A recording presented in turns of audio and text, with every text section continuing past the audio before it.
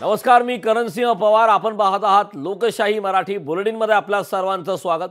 सुरुवातीला एक मोठी बातमी बीडमधून. बजरंग सोनवणे यांनी बीड जिल्हाधिकारी कार्यालयात बैठका घेतल्या. बैठकीत विविध विभागांच्या अधिकाऱ्यांसोबत चर्चा केली. महामार्गाच्या कामावरून बजरंग सोनवणे यांनी पंकजा मुंडे यांच्यावर टीका केली.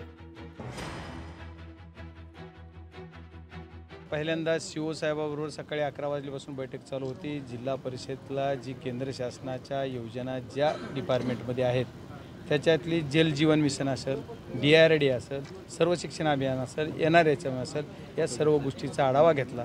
याच्यामध्ये जल जीवनमध्ये बराच काही गोंधळ आहे. NRHMचा DPF मंजूर झालेला नाही आहे. या सर्व गोष्टी आणखी तरी पाठवल्या. केंद्राचं बजेट झाल्यावरती होईल. सर्व शिक्षणचं पण तसंच आहे. या बऱ्याच गोष्टीचा इत्थंभूत आढावा घेतल्याच्या नंतर बऱ्याच गोष्टी आणखी समोर येतील. लोकशाही मराठी ऐका, पहा, जागरूक रहा.